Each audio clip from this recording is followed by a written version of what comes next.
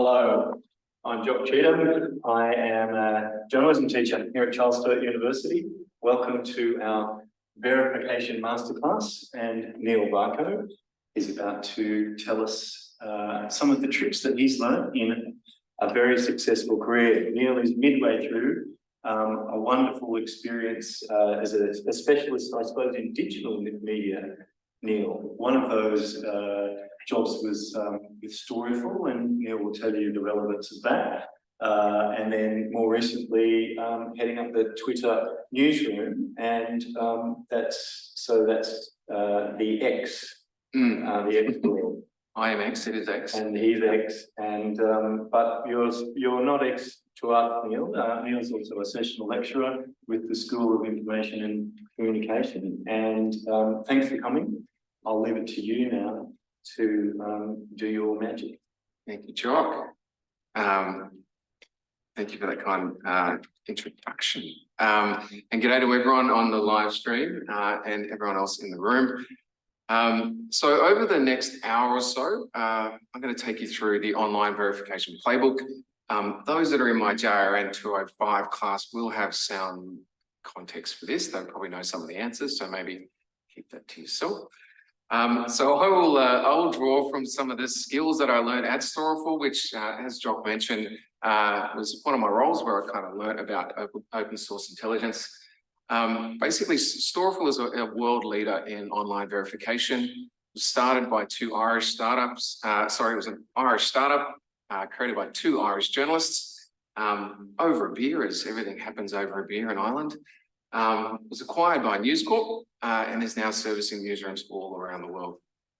So my job at Storyful was to set up the local bureau, which is still operating to this day. This stuff is not magic, it is science. There is a process to it, so I will take you through that process today. It all can be learned. It can definitely be learned in an hour. So that's what we're going to do today.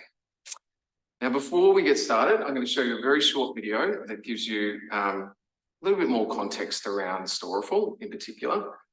This video was created by Google as part of a fact-checking partnership a few years ago. It does a really good job of explaining what Storyful is.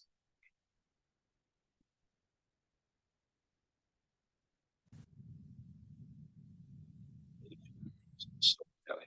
No audio. Everybody now is a storyteller. There's hundreds of hours of YouTube video uploaded every single minute. When everybody's telling a story, which stories are worth listening to? Storyful is the first social media news agency in the world. One of the big stories we can cover today is, we found this pretty dramatic video. So what we want to do is go to Google Maps, establish the location. We find the building here, which matches exactly. And now we're going to attempt to get clearance for content. And before I get to our clients through this, hi, my name is Joe Galvin. I'm a journalist at the news agency Storyful.com. We really prided ourselves in trying to build technology matched with expert journalism to basically mine the social web.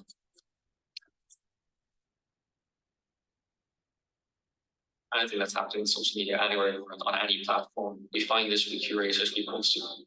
Technology has really made our job different in that we can get the stories that are meaningful and truthful out there. Tools and services have been critical for us since the very beginning, from translation to 24-hour Google Hangouts. When human skill matches really cool technology, it's greater than the sum of the parts. And that's the reason why Storyful has had such traction. It's about storytelling, being able to match that with technology to find the stories worth telling. How do we take the pulse of the internet to get to the truth and really contextualize it, editorialize it? Defining the narrative, that's the search for truth. And that's what Storyful is doing, bringing an authenticity to storytelling.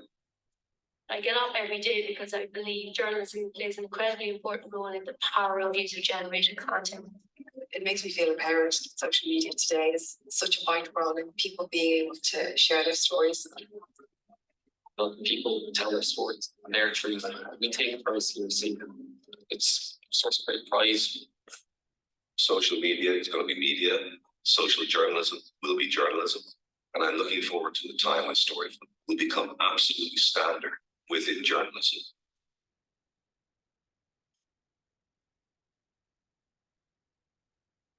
Now, there is one inaccuracy in that video. The lights never go off at Storable. It's a 24/7 operation.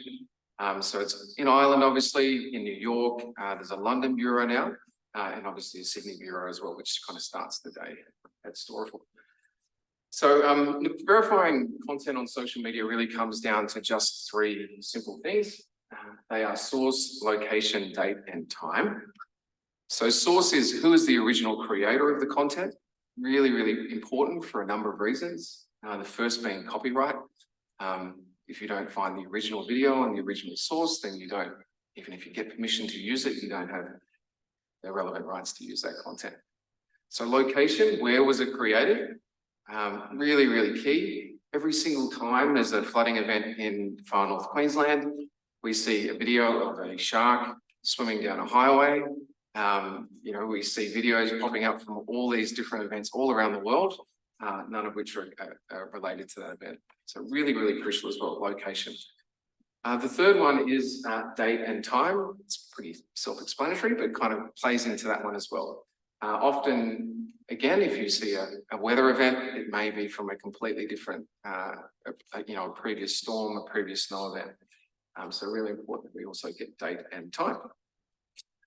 Another key thing that has since been added, since we first started doing this, is intent. And that's something that has become really relevant, I guess, in the age of misinformation. So what is the intent of the video? Why did they create it? And that's something that will come up a little bit later. Now I'm going to take you through a story that I worked on at Storeful. So on March 22, 2016, 2 coordinated terrorist attacks were carried out by Islamic State in Brussels. It involved 2 suicide bombers. They detonated bombs at the Brussels airport in Zeventem. One detonated a bomb on a train, and these were kind of coordinated attacks that were happening around Brussels at the time. I'm going to show you a video that surfaced on Twitter, now known as X, shortly after the news of the attacks broke. I want you to view this video forensically. That's what we do at Storeful. That's what we learn at Google as well. Basically just trying to really dig into the detail of the video. So think about those things, think about source, think about location, think about time and date, and try and find any data point in the video that will allow you to answer those 3 questions. Sounds complicated. It's not.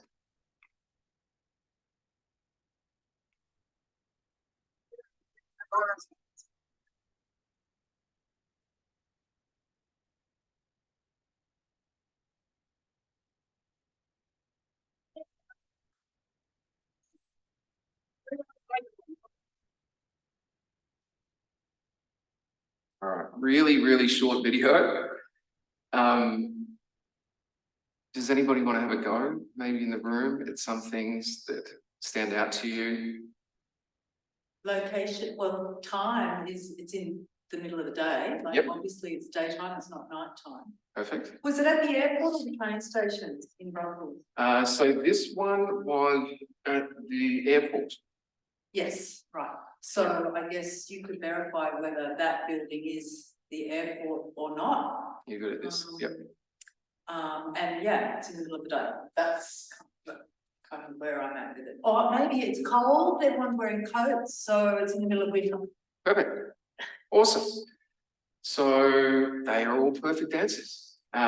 There's also a really unique building here, which as well, if you Googled Zeventem airport, you would see this building. It's very, very unique. You can't quite see it there, but there's some there's a foreign language on that side. In between all of the noise in the background, there's also a bunch of dialogue. You can hear accents, which is really helpful. We've got that blue guardrail as well, which is quite unique. All of those sorts of things, as you mentioned, jackets, time of year, all of those sorts of things can be used.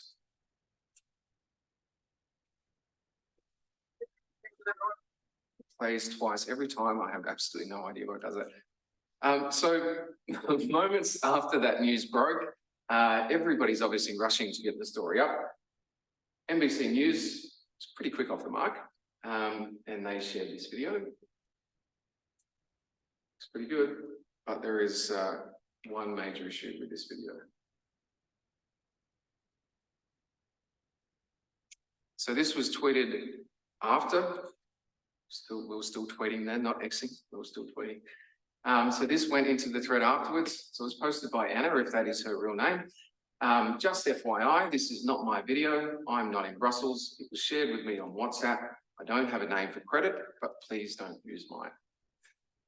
So obviously NBC hasn't gone through a verification process with this. They've just grabbed it off the internet, put it on a news story. It was running on CNN. It was absolutely everywhere, this video, and we had really no context for it. So she has basically been shared this video inside a WhatsApp group. She's downloaded it to her phone and she's re-uploaded it to Twitter. Big issue. Big issue.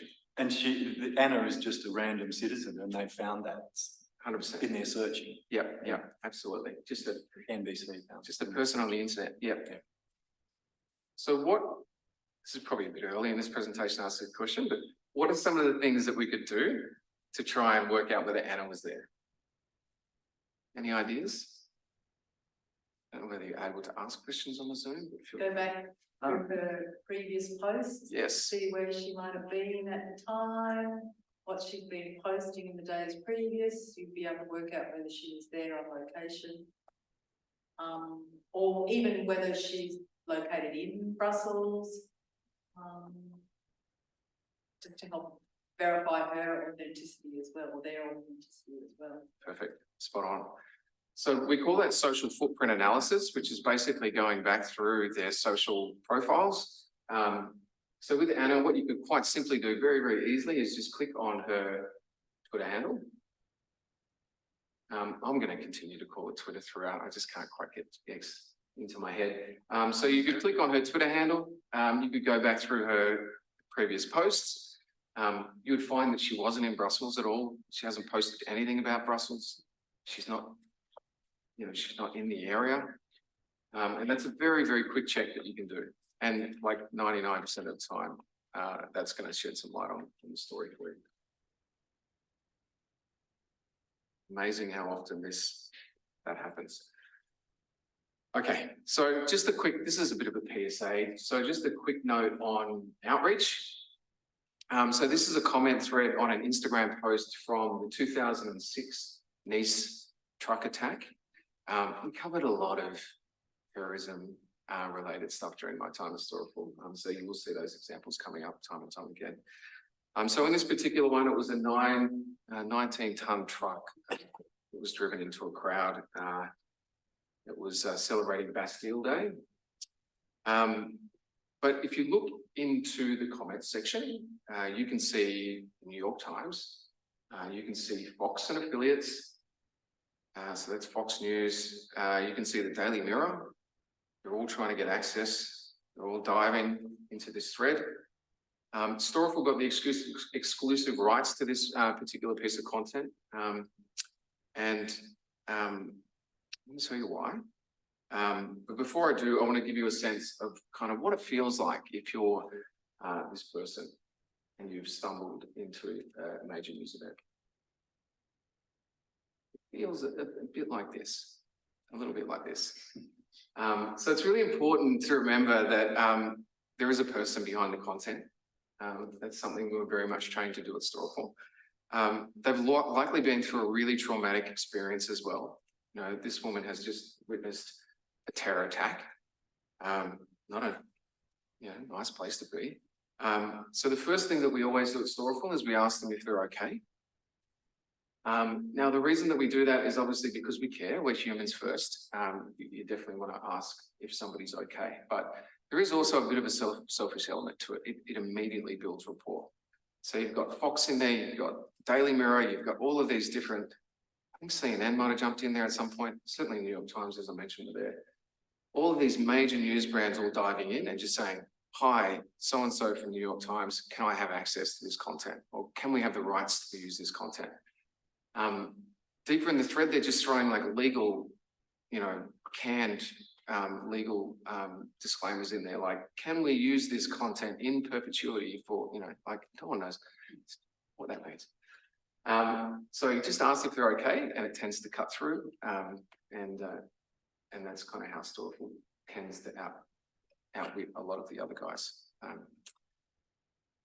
But also worth noting as well that just an ethical line that we drew at Storeful, and certainly something that I'm really passionate about, is you never send somebody back in. And I've seen it. I've seen people, working for major news brands on Twitter, asking people to go back in, get clearer footage, take more photos. Like, that's not cool. So we would never do that. Other things to be mindful as well, just from a legal perspective, if it's drone footage, you need to be aware of whether drones are legal in that particular area. These are the sorts of edge case legal issues that you might run into using online content. Okay, now this is the final PSA, I promise. So just a note on consent. So you only have to be 13 years old to register a social media account. And it's literally a checkbox. So there's no age verification process. You just click a box and you're in.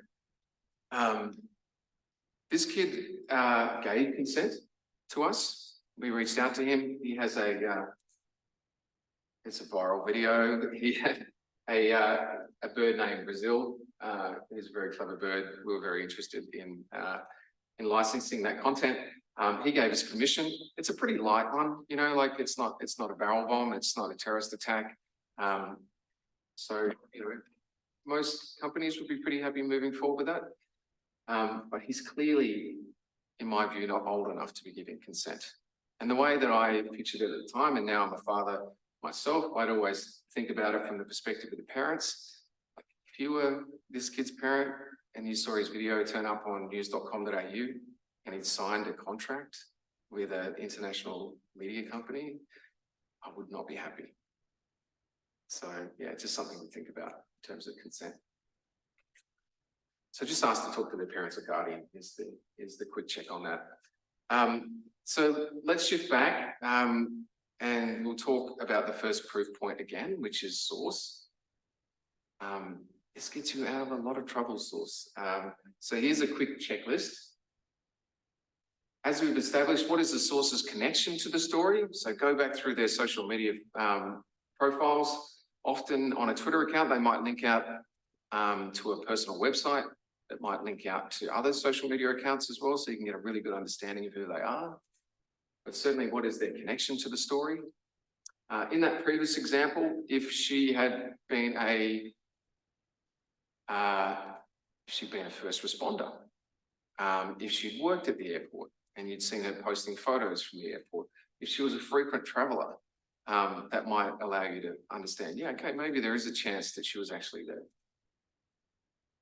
Was it their first post? Now, this is a really, really big one. Often when the content has been created with malicious intent, or sometimes mischievous intent, just for fun, they won't have posted at all. So they've basically created a clean account for the sake of sharing that piece of content. So you see this a lot. So if it's the first post that they've done, and suddenly they're in the middle of a major international news event, or they've got this amazing video, you have to see that as a bit of a red flag. What else does their social media history reveal is a good question to ask as well.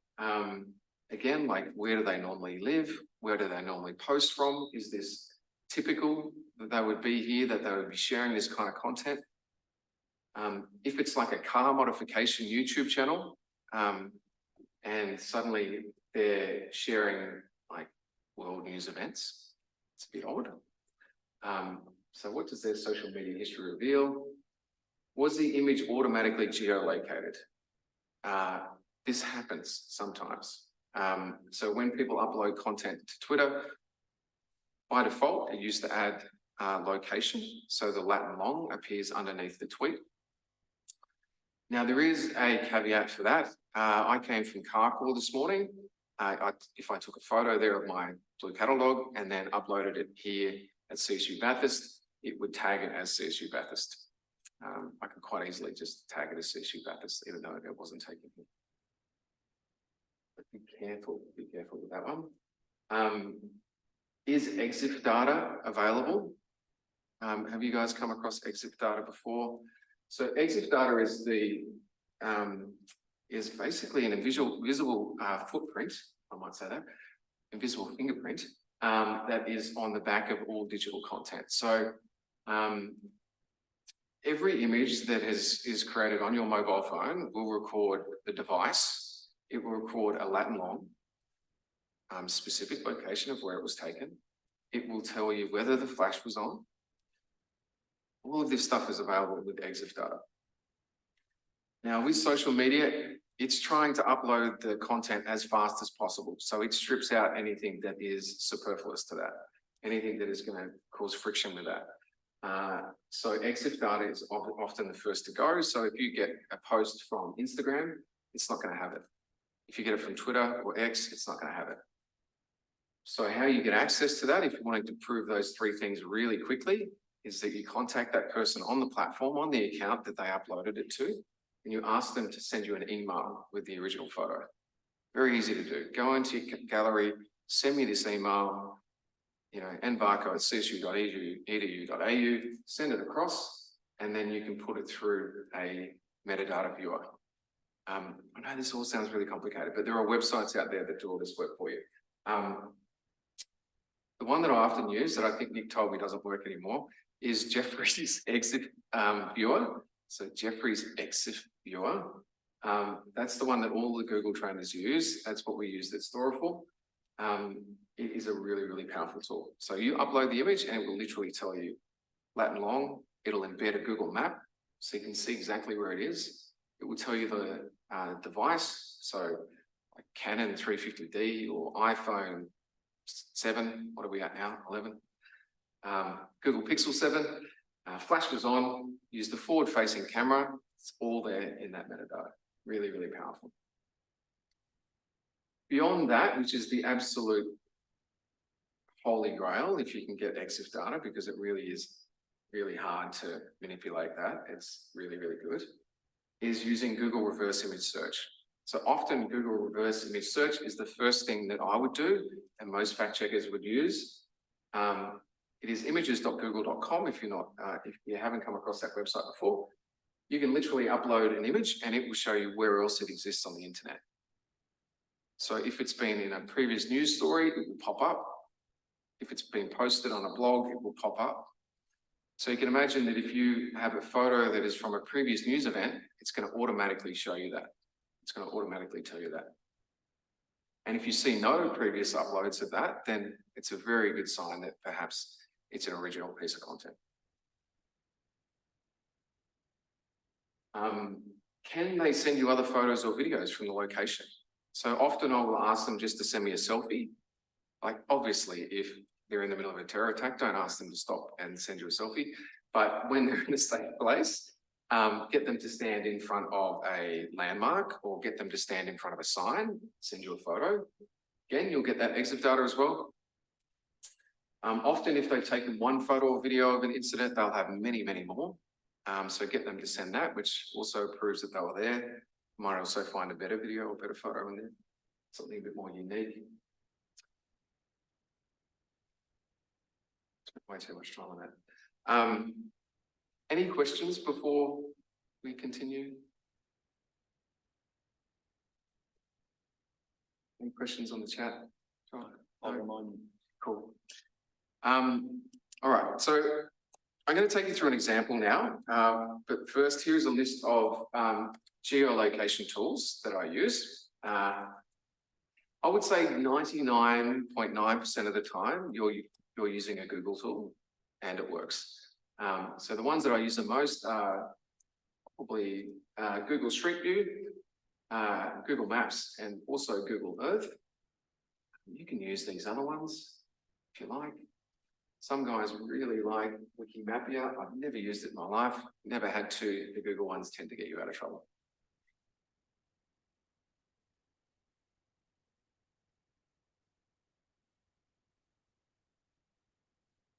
There's no audio on this one.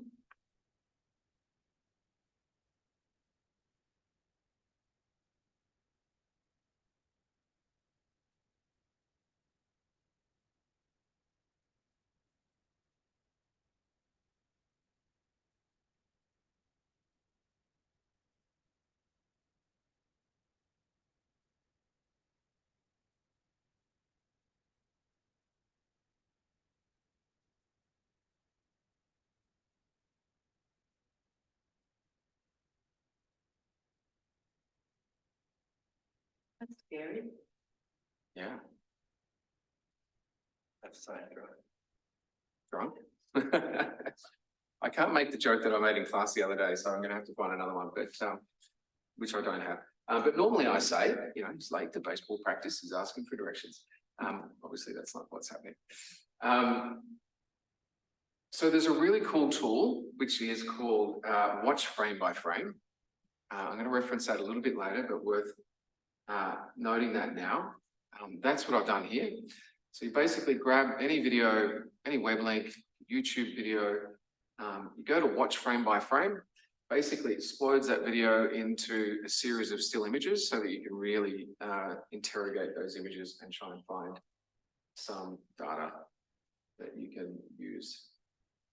So we're looking at location here. Is there anything that stands out to you guys?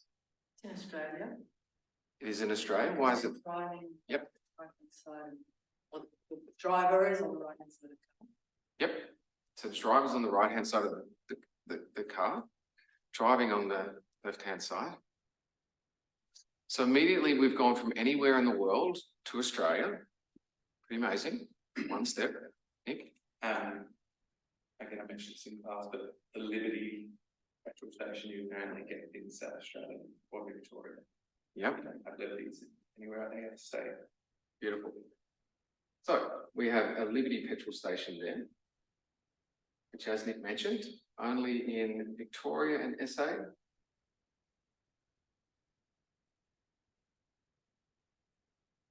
Anything else? It's a very poor quality image, I must admit. There are a few other things here. We've got what else have we got? Got a sign here. This is a big one. It says Moorabbin Airport. Oh, yeah. Pretty helpful. Other things that we could look at. So I blurred these for privacy. I always regret that. But if both of those were Victorian number plates, it'd be a pretty strong signal that you're in Victoria.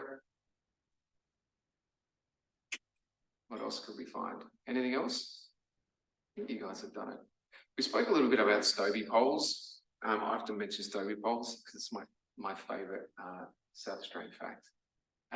So in South Australia, they've replaced certainly in the CBD and the various different places around the CBD, they replaced the telegraph poles with concrete poles, which they call Stobie poles. That's right, Nick, isn't it?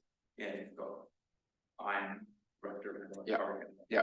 They look like something out of Game of Thrones. So if you see one of those, you are always in Adelaide. You're always in South Australia. The Stobie pole. Okay.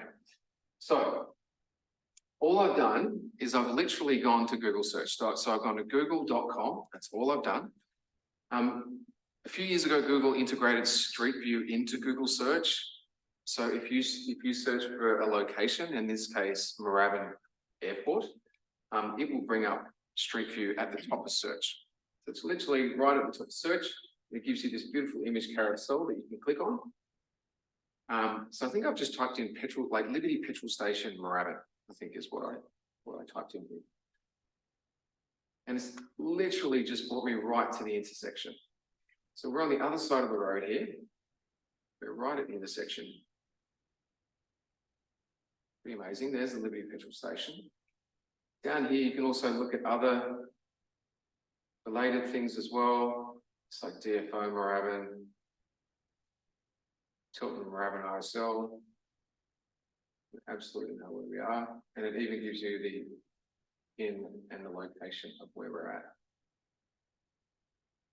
Street View always gives you the last, the date stamp for the imagery as well. So this one's from August 2015. So it's a little while away.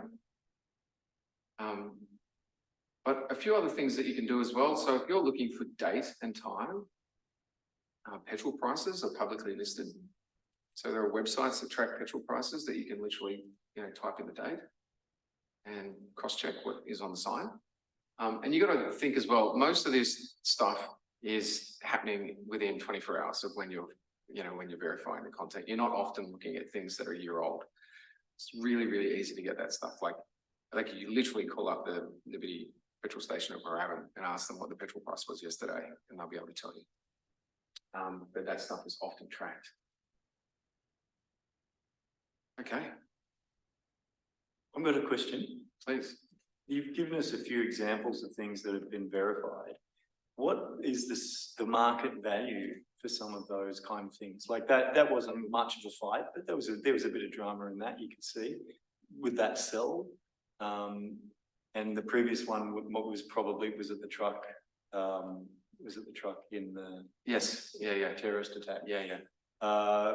That's obviously a lot more globally newsworthy. What are we ballpark talking? So, yeah, it's a great question. Look, yeah, how to answer that without giving away commercial confidence? But I can give you ballpark. So basically, Storeful, when I was there, would allow you to license the Newswire, which had global and local news content, as well as viral videos and an archive of videos that was hundreds of thousands of videos deep. So for instance, if you're doing a retrospective on the Sydney siege, we would have footage of that. That was generally licensed for a couple of $1,000s a month to a newsroom for about 50 licenses, 50 accesses, but we're always pretty lenient on that sort of stuff. We never paid directly for news content. It was just an ethical line, but we would pay for viral content. And this is a lot of that is market driven as well. For some reason, people would happily, hand over the rights to the usage rights. Rights always remain with the copyright always remains with the user. It's really important to note that, right? So if I shot the video, it's always mine. But the usage rights. We're getting into weeds, aren't we? Great question. Would always stay with them, but they're always happy for a credit. That's all they want. They just want to see their video on CNN or Ellen, pre-cancellation, just with their name and their handle of their social media account. Viral videos, for some reason, people wanted to get paid for it. Don't know why that is. Still don't know why that is. So market value on a viral video, it really depends. But how it tends to work is if it was something that was absolutely blowing up the internet, I would offer them a sign-on bonus, which was generally like, I had authority to offer $1,000 or $2,000 straight up, just to sign them. And then if a brand decided to use them, so I ran a creative newsroom, which worked with brands. So everything from Toyota to McDonald's to Aldi supermarkets would use our content in social video posts or in ads. They would get paid again. And generally that figure's around $5,000 at the time. I'd say it's probably higher now. So they get paid again. They would often get a cut of revenue on online video player revenue as well. So say for instance, it goes into the News Corp player and it goes across all of the News Corp sites and it does 500,000 views. They might get a revenue share of that as well. So it's pretty good. When I left Storeful, I went farming and I sent them a number of videos that I gave them for free just because I wanted to help the teams too. I regret that. Maybe I could have made a bit of money. But a good story is there was a baby, which was still one of my favorite videos of all time, was this baby eating avocado for the first time. It's such a silly thing. And there's another one where this one tears me up every time, so I'm not going to show it, but it's a mum singing a country music song to her baby who is like literally 6 months old.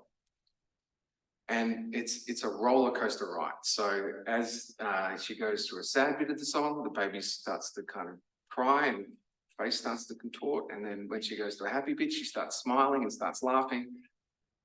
That video was posted to YouTube. It was picked up by one of our algorithms at like 50,000 views. It ended up doing over 1 million views in a day. She ended up on the Ellen show, and it's still one of the all-time hits, like still gets massive, like she's still be getting revenue and royalties off that to this day. And about 18 months later, she wrote an email to the CEO. No, it was handwritten, sorry, he told me this. It was a handwritten note that that he sent, that she sent, sorry, to the CEO of store at the time, and said that she had now created enough money that she could send her daughter to college off the revenue that she created off that viral video. Now, it doesn't always go that way, but it's an example of how that's pretty good. There we go. Track it down. I don't know how, or maybe I'll send it around afterwards. So if we're looking, this is the final one. So if we're looking at date, corroborating with other social posts is a really good tip as well. So on the front of each of these slides, hopefully we can get these out to you. You will see a little checklist that I've created. Corroborate with other social media posts. So if you're seeing a tornado in Texas, use either Google search or TweetDeck if you pay the fee to find other videos that are showing that thing happening at that location that will allow you to kind of corroborate date. A good example from a few years ago, there was a video of a couple of surfers at Sydney Opera House just having a chat under the sails, and it is absolutely pounding outside. There's like wild seas in the background. They're absolutely covered in water. They're saturated. Anybody that knows anything about harbours probably knows that there are not great waves and great breaks in harbours, particularly Sydney Harbour. But also, there were, you could have done a quick search on Facebook or YouTube or Twitter or any other platform, just a Google search, and you would have found that there were no other videos of that thing happening on that day. Right? So check out the social posts. Confirm with other news reports as well. It's getting harder, it's fair to say, with a lot of local news publications going out of business. But try and confirm with news reports from the area. So if you have an amazing video of a croc attack in the NT, try and see if there's a news report of that somewhere, either ABC Radio Darwin, NT News. I mean, they love a croc attack up there in the NT News, they love it. So try and confirm the date with other news reports. Verify with additional photos, video like CCTV or doorbells, massive, they're getting bigger and bigger. So that's like Ring, any of those kind of like Google Nest, any of those digital doorbells that have access to video as well. See if you can get other photos, other video that will confirm it for you. One that people don't do enough of is confirm with government or official sources.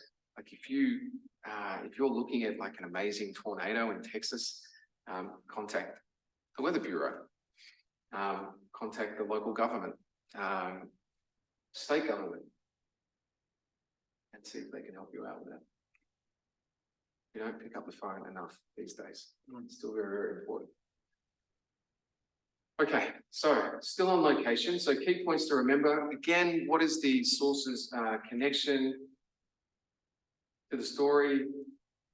Was the image geolocated automatically? Can you use geolocation from Google Earth, Maps, Street View, license plates? Gone through all this. Street signs, like unique names of businesses, is a good one as well. I grew up in Lithgow, and there was a hairdresser on the main street of Lithgow called Jeff's Cut and Curl, and I think he was the only one in town, so I went there. And cut was spelled with a K, as was curl. So if you saw a street sign that had Jeff's Cut and Curl in it, you put that into Google, there's only one that comes up, Jeff's Cut and Curl. I'm now at a farm just outside of Mudgee. The nearest town is Ralston. They have a hairdresser called the Beautiful U, which is EWE, agricultural area. Beautiful U. If you see that sign, that's a good one to put into Google search too. Gone across this stuff already, but accents and dialects, like even within Australia, we have regional dialects now. So if you hear someone speaking quickly, it might be from New South Wales. If they're slow, they're from Queensland. Or if they're posh, they're from Adelaide. Okay, before I get run out of town. So, this was a big day. This was a big day. I'd been at Storeful, I think, for maybe 6 months when the Paris attacks happened. It was a Saturday morning in Sydney, and I got a call from Peter Brown, who was the digital editor at the Daily Telegraph, one of our big clients. Brownie was really upset. His Twitter account had posted 3 pieces of misinformation in the first hour or so of this event. And he just had no idea what was happening and no confidence that he could stop it. He's just like, I don't know what's real anymore. I'm just kind of, it's crazy out there. And the volume that was coming through on this particular event was crazy. Like, it was really, really crazy. We were seeing huge amounts of content in the first few hours of it. So I said to Brownie, look, let me come in and work with you for the day. So I went into Holt Street and I sat with his team, and then for the rest of the day, every piece of content came through myself and Storeful. And this was one of the ones that came to us pretty quickly. Now, this is, for mine, like, the first thing that's struck me is that that's Harry Styles. So, Harry Styles is posting about Paris, but seems a bit odd to me. Paris right now, truly remarkable, #NotAfraid. So we are literally in the first hour of this event. And this photo is showing signs, not afraid. There are thousands or tens of thousands of people in the streets of Paris. So it's also popped up on Facebook as well, as these things tend to do. Same image, really grainy. But you can see it's being shared with the force of 1,000 thumbs, 32,000 retweets, 8:43 AM in the morning. Incredible. This one was shared by I Wear My Poppy with Pride Facebook page. So again, like, is that contextually what you would expect to see from a page that's called that? A bit unusual.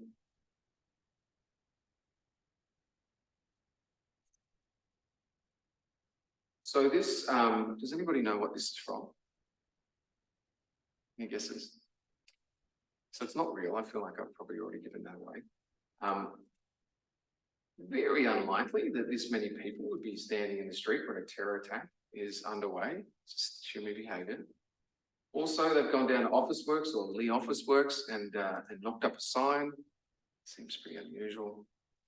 They're also not afraid. I'd be terrified. So this was a protest after the Charlie Hebdo attack that happened. Remember the cartoon of the Prophet Muhammad?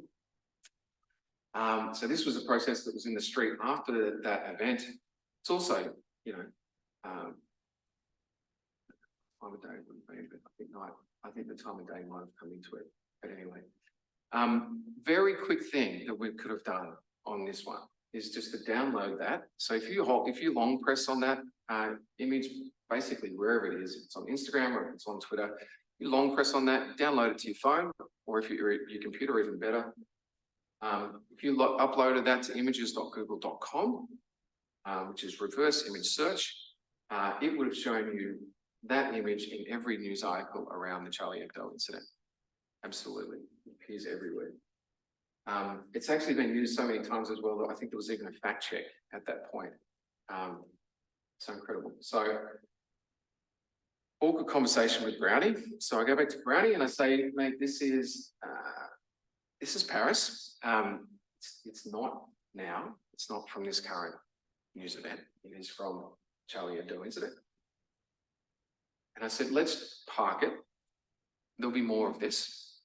And so we ended up cataloguing all of the different pieces of misinformation that were floating around the Paris attacks for that day.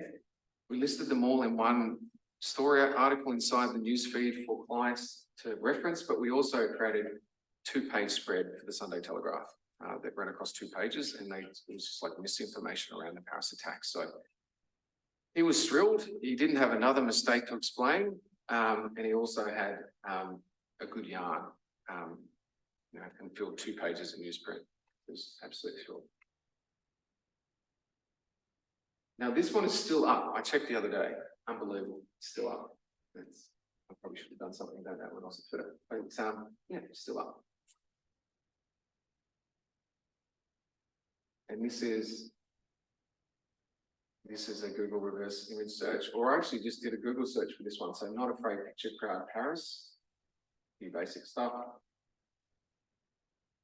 Guardian after the Charlie Hebdo attack.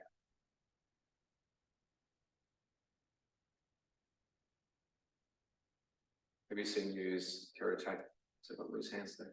Terror attack in Paris kills 12. Uploaded 8th of January 2015.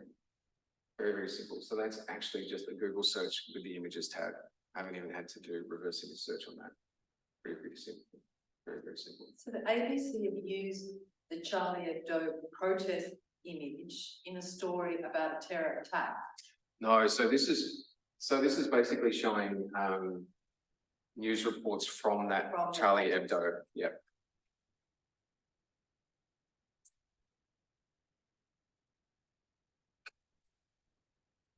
So later in that day, this came across my desk. So you'll remember during the Paris attacks as well, there was a band that was playing in the Bataclan. They were called the Eagles of Death Metal. This was thought to be showing the moments before the attack began. Really compelling stuff, you know. It's absolutely the lead singer. He is a very, very distinctive character. He wears like leather vests and has like a bouffant kind of Johnny Cash hairdo and big tats, big guy. Got all these happy smiling faces at the concert. And they wanted to run this on the front page of the Sunday Telegraph the next day. So a little bit of pressure around this one. So I started to just sort of think a little bit laterally. I'm like, how am I going to verify this one? I won't name her, but I had the pick editor come across to me, literally had already laid it out. So she was giving me the front page of the Sunday Telegraph the following day. Put it on my desk, said, Brownie told me to come over. I don't even know why. I just didn't know who I was. I've been there for just a couple of weeks at this point. And obviously was ready to go. So a bit of pressure on it. So I started to think a little bit laterally. We hadn't seen it yet. And I had that very distinctive railing, which was the first thing that kind of stuck out for me. So I'd seen photos of him throughout the day. I knew that was him. So I knew it was the Eagles of Death Metal. And I had this one thing. Very, very distinctive. So I went to the Eagles of Death Metal website and just on a hunch and looked at their tour information. So they listed all of their tours. They just kicked off and the night before they were in Dublin. I think it was called Trinity Theatre. Not quite sure, someone might be able to check that for me. But yeah, they'd been in Dublin the night before and then the next night was the Bataclan. I couldn't get any internal imagery of the Bataclan. It wasn't available. It is available now. And Google often does have imagery from inside major venues. Didn't have it on this time. So I went and I punched in the name of the theatre and it pulled up imagery and it had that very, very ornate balcony there, that mezzanine level. So I know that it's not the Bataclan, great. I can go back to the pick editor, but I need to tell her what it is. I mean, that's always the next question. What is it then? If it's not that, then what it is? What is it and when is it? So I'm like, it's the Trinity Theatre, I think. I think that's what it's called, in Dublin. Is it the night before? Not sure. So then I go to social media, maybe he was sick. You know, maybe the band bus breaks down. Maybe that event doesn't happen. So I go to Twitter at the time, I've got my tweet deck all lined up and I do a search and I added some timestamps, I think, so that I just wanted to look at the previous day and I saw all of these social media posts from that event. So it absolutely happened. And there were lots of ones that looked like this. I could identify people in the photo. So now I know what this is.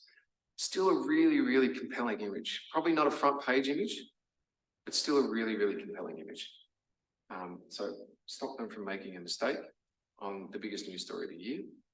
And also gave them deep context around it. And it took like a minute. I got lucky, but it took about a minute. Definitely got lucky.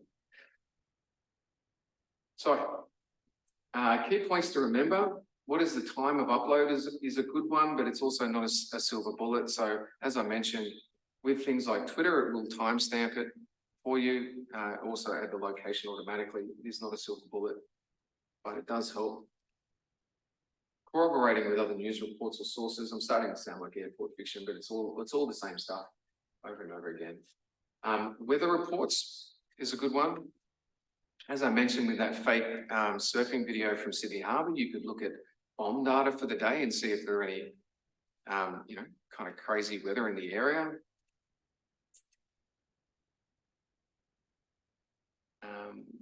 And EXIF data is the absolute golden goose. Speaking of birds, here's a bird video. I'm not going to say any more. I'm just going to let you watch it. Oh, there's a hole. 快看，有一只鸟飞过来了。一只鸟啊，鸟啊！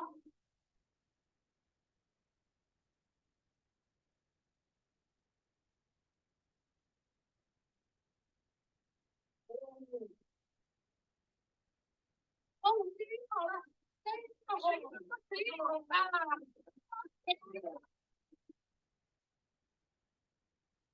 快跑，快跑！ All right. Anyone want to have a crack? Terrifying. Terrifying, absolutely. Anyone have a sense at this point whether it's real or fake?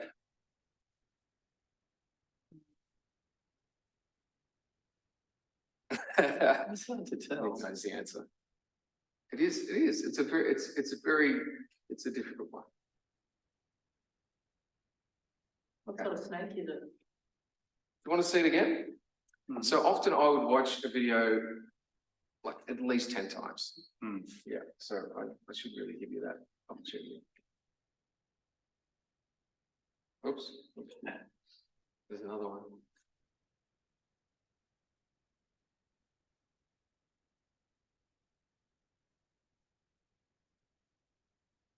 Oh, there's a hole. 快看，有一只鸟飞过来了。一只鸟啊，鸟啊！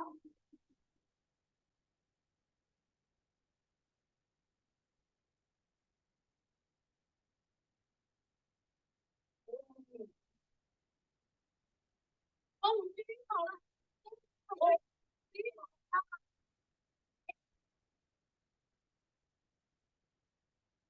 快跑，快跑！ Fake. Fake? Why? I don't know, I can't see it so clearly back here, but there's something about the footage of the bird with the snake that looks like it's cinematic from a movie or something. Yeah, absolutely. So the bird has this almost perfect kind of wingspan. It's like something like I hear the Game of Thrones theme song every time I see that bird move through the sky. It's perfect, and it's coming directly at camera. There's also a tool, I can't remember what they call it now, but it's basically for locating and like when you're layering a special effect on a video. Somebody probably know the answer to this. And you can basically see like a little dot and almost a string going to it at some points in the video.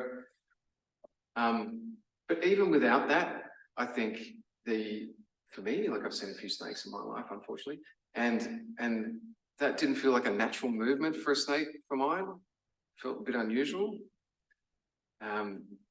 It wasn't a kind of snake that I recognized as well. Like it could have been a brown snake, but didn't really seem like an Australian snake. It just seemed like a random run-of-the-mill, genetically, artificially generated snake. A few other things in there as well. Going back to intent, like why are they shooting this video? They're literally just shooting out into nothing. So location-wise, I don't know whether you guys picked this up, but that's Amy Park in the background. It's probably called something else now. It's at Marvel Stadium, Melbourne. That's the Yarra. spent a bit of time in Melbourne. I know these barbecues. So these are the barbecues on the river there. But again, very unusual that they're just kind of like recording just a random scene, like maybe a picture, but video. Now, without getting cancelled, I would say that that is an unusual barbecue for Chinese people to be having. I imagine they would be eating something a lot more delicious than that, than incinerated onions and burnt snags. But again, that kind of helps us with location, doesn't it? Because only Australians would do a barbecue like that. But we also have fountain tomato sauce, salt-free animals. It's all fake. Yeah, Allen's snakes probably. That's Morrow olive oil there. They are Woolworth snags, so it kind of helps us with location. And a few other things that stuck out to me as well on this video. There are no pedestrians on the path, but you can see a bollard. There's a bollard that they put there, which is something that you would do if you're filming, you know, like doing a proper shoot. So I mentioned that video earlier of the guys surfing off Sydney Harbour. That was created by a digital agency called The Woolshed, who at the time were creating these viral videos like it was going out of fashion. It was very annoying for us. This one was created by, let me get this right. I think it was the Hawks, the AFL team, created this. Did an insane amount of brand damage. Like, I just don't understand why you would ever do this. It would have cost them like 30 grand at the time to get an agency to create something like this. They obviously sold it to them as like, this is a great chance for you to create some viral content, to create some engagement, have some fun with your fans. All the fans felt absolutely cheated. They just felt like they'd really been let down. They tricked them. So a very, very good fake is the answer there. It's pretty good. Now this one again is a very intense newsroom conversation at the time. And a very intense conversation in the historical newsroom as well, because they weren't great with Australian accents. So let me just play this one for you.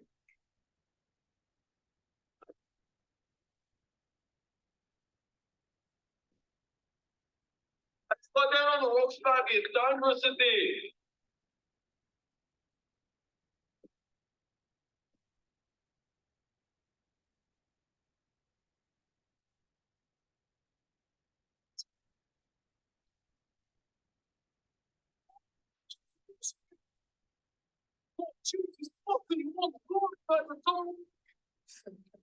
So fake, right? Yeah. Just sort of sounds like a character from Fat Pizza or Howzo's. Yeah. I saw this come up and we use Slack at Storeful, and David Clinch, who was one of the founders of Storeful, was running the newsroom at the time, based in Ireland. I dropped it into the chat. I didn't think it would be an issue. I was like, this is clearly just like, this is fake. Straight off the bat, instinctively, I'm like, this is fake, accent's terrible, like this is fake. But I just need to understand what it is. And David was like, I don't know, it could be real. I was like, what do you mean? He's like, that's how you talk. I was like, mate, we don't talk like that. That is not how we talk. Anything in that, anything that you're kind of picking up? Any other things that were Any other dodgy? things apart from the terrible accent? I thought the audio on the lightning, on the thunder from the lightning was too close and also weird. Not what happens. So it was a lightning bolt with the sound of thunder. Yep. And a very loud thunder. Yep. That's a good one. Anything else? It clearly looked like special effects, that lightning bolt. Yeah. Yeah. I used to watch Highlander late at night when I was a kid. And it looks like something from the opening scenes of Highlander. It's like a generated lightning bolt. Going back to intent as well, like I said, it could be malicious intent, but it could also just be like, why? Why is this person filming this? And I have a lot of whys about this. Like, why is he filming his girlfriend? If it's so dangerous, why isn't he trying to stop her? Why is he, you know, And why is he telling her to go down there? Like, don't go down there, it's dangerous. What's dangerous? Like, there's so many questions that come out of like why he's even filming it in the first place. So yeah, I put this one up on the front page of the Daily Telegraph. Is the first time I saw this. This was on their own page, and again, very awkward conversation. But again, Are they running this on the basis of just like, you know, sort of soft news, just trying to just pure and gather an audience for you know, this, you know, look at this kind of, because it's obviously not newsworthy as such. no. That's the basis of the editorial decision. It's like people will watch it. Yeah. It's just it's an online traffic play. Yeah. So they're just trying to build page views, trying to build video streams. Video streams are revenue, page views are revenue. So yeah, it's just an audience play. But yeah, another fake one. But this is the Bondi to Bronte walk. So it is something in Sydney, but it was again generated. So I reached out to these guys on YouTube, and which is where it originally was posted. And I offered them, I knew it was fake, so I just tried to smoke them out. So I offered them like $1,000 US to sign. And then I said, like, you know, we have relationships, which we did. We have relationships with the Ellen Show. And we'll also I'll give you a 70-30 revenue share on online video streams. Like just really threw everything at them because I knew like it was fake and I just wanted to have a chat to them. Took them like, I was on scene for like 24 hours. Like I went to there was like no previous posts, right? Good example of that. No previous uploads, 0 uploads history. But they left me on red for like 24 hours, which I thought was unusual. Like if someone's offering to put me on the Ellen Show, I'm interested. I did not get back. When they did finally get back, I asked if I could speak to them because I wanted to hear the accent. I'm like, this is not an accent I recognize as being an Australian accent, but you never know, right? Like there could be some pocket of the country where this is how they talk, right? So I'm like, well, let's go and see. And David thinks that this is how we talk. So let's like put a line through that. So I picked up the phone to them. He gave me his mobile number. Still don't know why. Picked up the phone. He's like, "G'day, mate." I was like, "How you going?" And he's like, "Good." I'm like, "Is that you in the video?" And he's like, "Yep." And I was like, "This is not the same voice. This is not the same voice." So again, just created for the purpose of mischief. It was another one of these digital agencies that created this at the time. And yeah, they just did it to mess with people, which is often the case. Okay. So this is the final one. So we are getting towards the end. And then I'm going to do just a couple of Google search operators, basically. Some quick hacks on Google search, but this is the final part of the verification.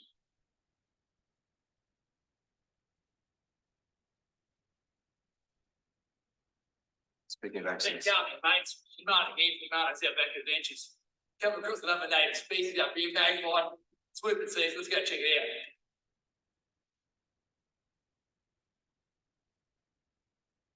He's in enemy territory here. Magpie's attack Australia edition. Where is he? Oh, here we go. Here we go.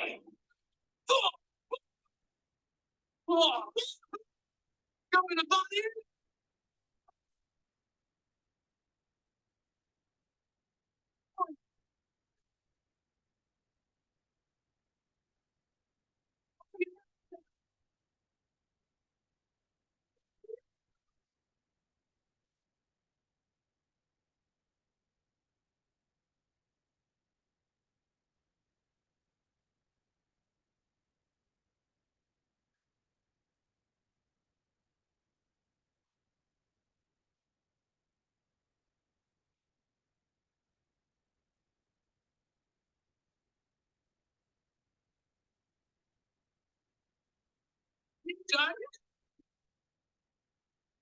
Falls off his bloody head, mate.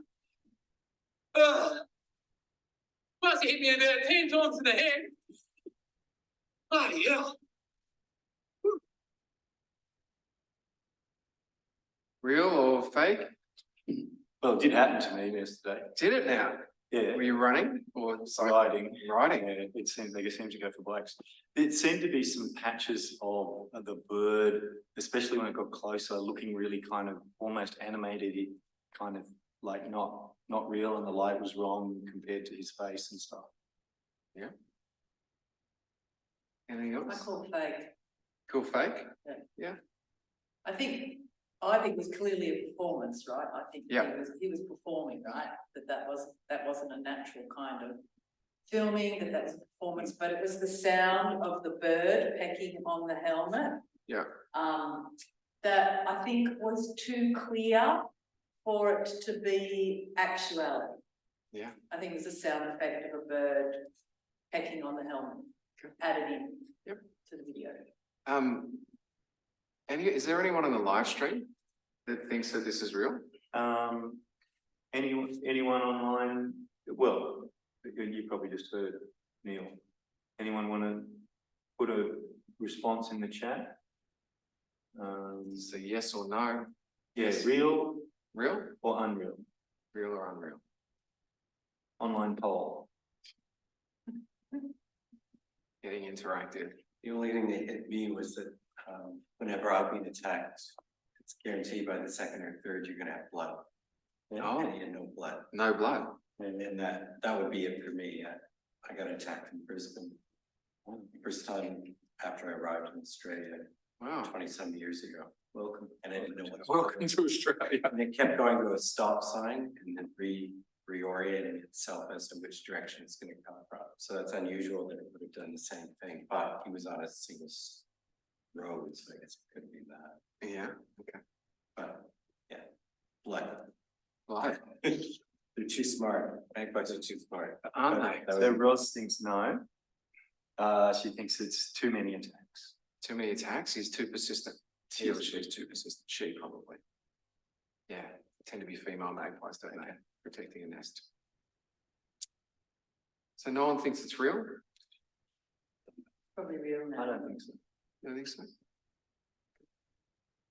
So I probably showed this video. I've used this video in training at News Corp. I trained 1,000 journalists in the first year of my program there. So it's 1,000 through there. 2 people of the 1,000 said that it was real. And it is. Wow, legitimate. Yeah. It's a tough one. And I agree with everything you've said. Like, for me, there's some quality issues, like with the bird and the sky. The pattern of the bird is just almost perfect again, kind of almost like that eagle that we saw in the previous video. The persistence to me was an issue. I was like, I don't think I've ever heard of a magpie just going for so long. You know, normally they just want you to go away. Like, he's traveling at a fair clip. So you would have thought that by, you know, a few seconds in, 10 seconds maybe, that bird is feeling comfortable. It goes back to the nest, problem averted. But the one thing that was the tip off for me, and again, this was a very, very contentious one in the Sorrel newsroom. We often throw it in a Slack and we get views before we work on it. And some people were like you guys, yeah, it feels fake to me. We had It's the a could be real online. You know, it could be real. That's very good. Yeah. Debbie was proud that she sort of got it. Sort of got it. Yeah. Well done. It's hard. So So they checked it out already. it's probably on. They're playing around with it. So the big thing for me on this particular video, so obviously we called in when we checked it, and that's how we kind of got to the bottom of it. But also the thing for me that stuck out was the fear. So you'll see that he kind of sets up the video, right? Because, you know, he's just launched a YouTube channel. So he sets up the video. He knows that the bird's going to attack, right? Like, he's a cyclist, so he's probably going around this same circuit every day. He knows it's going to happen. But when it starts to happen and it just keeps going on, he just absolutely goes to water. Like, his eyes shorten, he's fearful with terror. And as you can see in that video, he's not a great actor, our friend. He's not a great actor. So I didn't feel like he could pull that off. So anyway, we went through the steps and this is what we did. So Numo, as he calls himself, in that sort of Steve Irwin sort of accent that he does. Had his own YouTube channel, which is where we found it.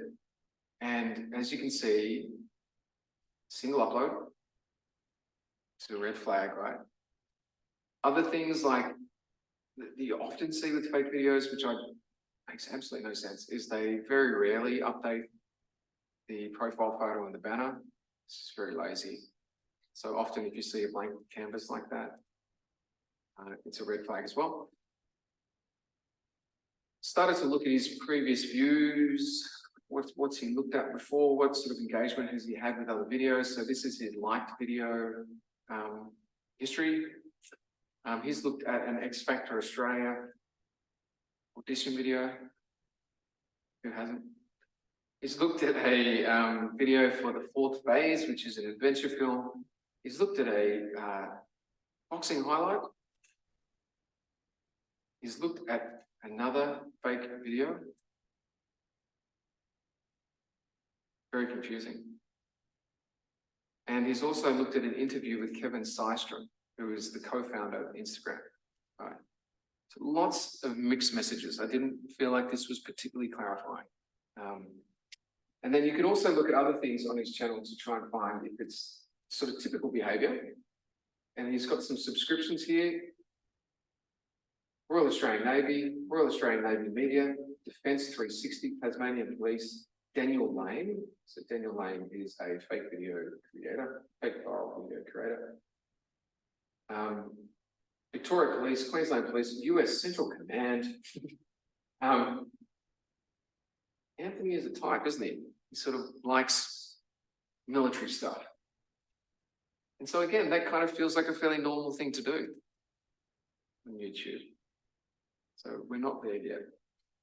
So what we do then is what I mentioned before, social footprint analysis. So you're basically trying to find where he lives online. So what other social accounts does he have? This is from Facebook. So this is him. This is Anthony. This is his Facebook page. He's tagged it with Geelong in Victoria. And it's actually come from a photo album, Cadell Evans Great Ocean Road Race. So it's an official photo album, an official event, the Great Ocean Road. There he is. So he's a real person. He's a cyclist. He still could be a guy that works for a digital agency and just happens to cycle and happens to have the kit, right? So we don't know yet. So Numo, or Numano, as he calls himself, is very social savvy. So he's uploaded it everywhere. So he's uploaded it to Instagram as well. He's really, really trying to get as many views on this as possible. And this is a photo from the day before. And he's tagged Tialgum, New South Wales. Super helpful. So we're getting some location data there. So I can pop that into Google search and I could pull up Street View or even Google Earth and start to see if I could find the location there. He's tagged this like random foundation, charity foundation, which is an unusual sort of thing to do. Like often you would see, you know, with a fake video, they might, you know, put a spam link in there or something like that. So yeah, it's not really great. Anyway, I did have another slide that's not going to show. So the big thing for me is I reached out to him and wasn't quite sure. Like I said, I just sort of felt like there was a little bit of fear there. It felt like it might be real to me. And if so, an incredible piece of content, right? So I had a chat to him. And the reason why there's that big setup at the start is he did know, like it was a typical route for him. He'd also heavily invested in GoPro. So he bought a GoPro. At the time, they're like $500, $600. He bought a bicycle mount, which is another couple of $100. He spent clearly thousands of dollars on a bike. His wife's really upset, basically, at this. So his solution to his wife being upset at him spending all this money on cycling gear is to spend more money on a GoPro, and thinking that he's going to become like a bazillionaire by posting viral videos online. And this is going to be the first one, right? So he creates the channel. He's like, this is the one. This is the one that's going to get me back in the good books. I thought his accent was a bit funny. but he actually talks like that. And he was in the military. And yeah, it was absolutely real. So there you go. Did he make heaps of money? I think we made him a bit of money. Did he? Yeah. Wow. I really liked him, you know, I wanted to get him out of the doghouse. So this one popped up when I actually happened to be in Adelaide doing a program called News U, which is, as I mentioned, a digital skills program I ran at News Corp. And this literally happened while I was there. And I was so pleased because I'd done the verification thing the day before and they used it. So the Killers, the band The Killers, were in Adelaide. At the end of the concert, this middle-aged man, just in like a black polo, gets up on stage, jumps on the drum kit. They don't say anything, they just keep playing. He absolutely nails it.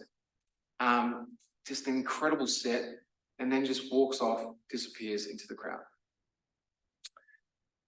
So everyone's like, who is this guy? And because Mitch had done my verification course the day before, proud dad moment, he went to watchframebywframe.com and he dropped the YouTube link in because it had already gone into YouTube at this point. A few hours later. I don't know what else, so often it'll point towards previous video history here. I don't know what he's into. This is what he's in stuff. Unusual. Anyway, so yeah, Tim from Adelaide, The Killers in support. This is like a drum channel on YouTube. He's popped it into watchframebywframe.com. And the big thing that stuck out to him as an Adelaidean is this logo, which is barely visible.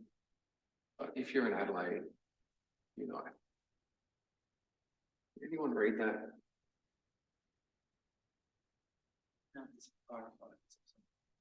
You know, Adelaide Winery. Oh, because they played at the winery the day before. Yeah, winery. Peter Ling's across the Paxton Wines. So he just knew because he was there, right? Local journalist, he just knew. So Paxton Wines. So he has a contact for the Paxton family. He calls them up, well-known winemakers, and says, hey, we just saw this video. There's this guy, they're calling Tim. He's wearing a Paxton Wine shirt. He's just got on stage with Killers, absolutely murdered it. Do you know it? And they're like, yeah, we know Tim. So then they got an exclusive. He was a music teacher. He used to teach the guys from the Killers. They saw him in the crowd. They let him up on stage. He played a set with them, and then he disappeared into the night. So an exclusive story for the Tizer. They were absolutely thrilled, as they should be. And it was a pretty quick piece of verification, really easy one. And then ABC News followed, and the story took off. So this is the final part of the verification. Like I said, we'll go through some Google search very, very quickly because I was supposed to do this in 90 minutes. We've got 8 minutes to go. But I think one of the things that has changed a lot since I first started this is AI. So here's another PSA. We're entering an era in which our enemies can make it look like anyone is saying anything at any point in time, even if they would never say those things. So, for instance, they could have me say things like, I don't know, Killmonger was right, or Ben Carson is in the sunken place, or how about this, simply, President Trump is a total and complete dipshit. Now, you see, I would never say these things, at least not in a public address, but someone else would. Someone like Jordan Peele. This is a dangerous time. Moving forward, we need to be more vigilant with what we trust from the internet. It's a time when we need to rely on trusted news sources. It may sound basic, but how we move forward in the age of information is going to be the difference between whether we survive or whether we become some kind of fucked up dystopia. Thank you. Stay woke, bitches. So that one was created obviously by BuzzFeed Video with Jordan Peele. And it kind of shows you just how compelling some of these things can be and how good they can be. But if I was working on that story, you know, the first thing I would do is check official accounts. This is a White House video. It's like a State of the Union style address. This would be somewhere. It would be on their Twitter account or their X account. It would be on their YouTube channel. You can check things like C-SPAN, which is the provider of these kinds of political content in the US. They offer it as a public service. You could check that, see if it's there. These sorts of things to check that one. But you know what? They're getting pretty good. That's pretty good. Scary. All right. So in the 6 minutes and 35 seconds that I have left, some Google Advanced Search for journalists. So just some quick tips to get you through. I think everyone thinks they can Google, and they can, but there are some tricks that will allow you to find some hidden content, or at least get there a little bit faster. You'll be out of here soon, I promise. So the first tip is around targeting your search using quotation marks. It's something that most people know. So just a simple one on this, like we just evacuated, just searching for terms that they're likely to use in the event of an incident, news event. You know, we just evacuated is a really, really good one. Like I can hear helicopters, things like this. Google is indexing all social media posts now. So Twitter, Facebook, YouTube, they're all there. Reddit, Threads. It's a really, really good way of getting access to eyewitness content in the early moments of the story.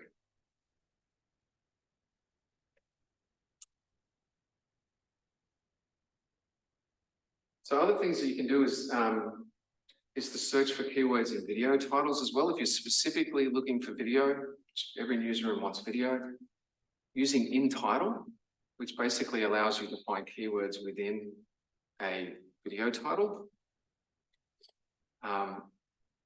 on a particular site. So we combine two, they call these search engine operators. We've used two there, so in title. So it's going to search inside a title for helicopter circling, and the site that it's going to search is youtube.com. So we are looking for video footage of a helicopter circling on youtube.com.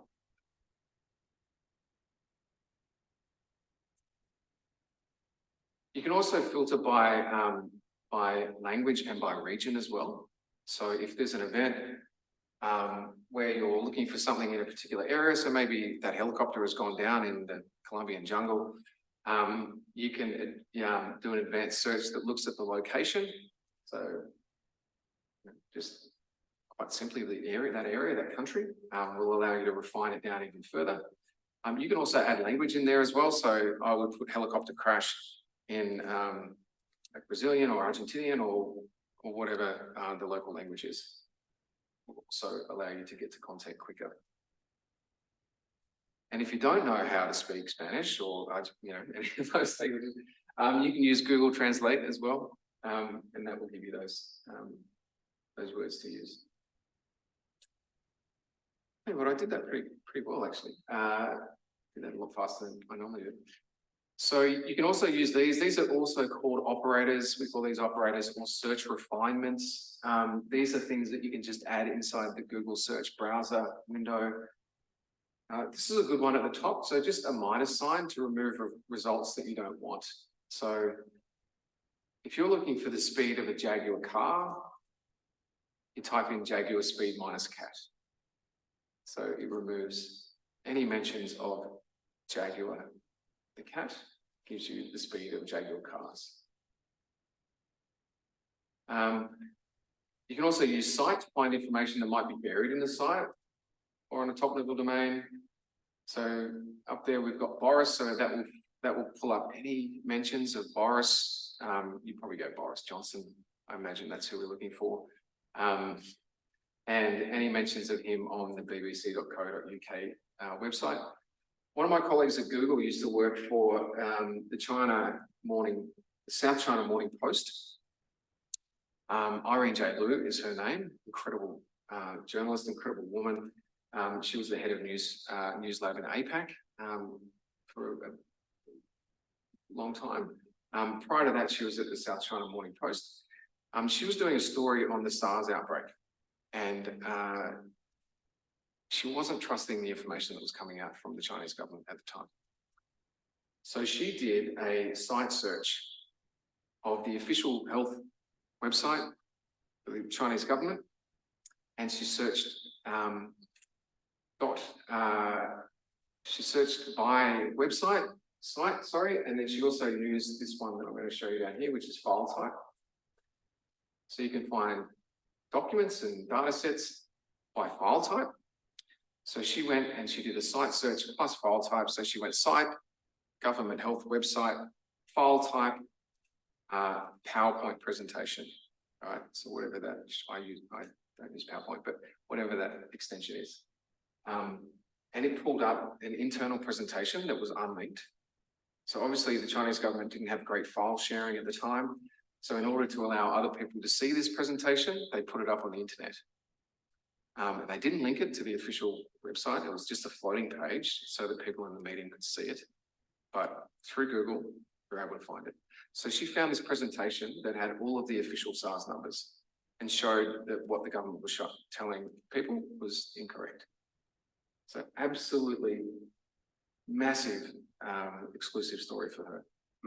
How would she verify that that was actually the Chinese government's actual figures as opposed to just some other file that was just there?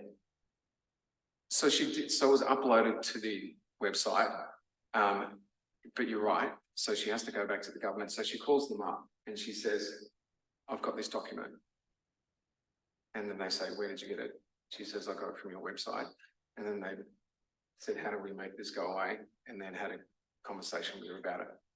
An amazing story. So they actually confirmed it after she said that she had the document. So 101. Sorry? 101. Oh, sorry. Journalism 101, but you've got to do it. You've got to actually do it. Totally. Yeah. And that's a really good point, Jock. So like all of this stuff is not, this is like old school journalism. It's just in the new world. And so you're applying all of those skills that we used to use in the print days. I started off as a print journalist, and we're using all of those old world skills like the skepticism and verification, all that sort of stuff. We're just using new tools. So it's traditional journalism using new tools. Feels like a good spot to end on. That's my only animated GIF as well. I know I'm using it. Any questions? They're getting a bit last decade, aren't they? GIFs? Yeah. Yeah, they had their moment. I don't know. I'm not sure if we've moved on or not. Yeah. I feel like it ages me when I use GIFs, but and there's still some people online. If you've got any questions, now's your chance. Otherwise, forever hold your digital tongues. Not at this stage. We did have some engagement on your question. Oh, hang on, new message. GIFs are a very millennial thing. Thanks, Crystal. Thanks, Chris. I think you're right. Yeah, we did have some engagement on the question, was it real? And we were breaking towards the magpie thing, not real, as you've experienced. Yeah, cool. Yeah. Awesome. Can we get this deck to people as well? Can we circulate it? Certainly. Yeah. I guess I've got the video, but just for those kind of checklists at the start and any other resources. But yeah, anyway, that's it. That's great.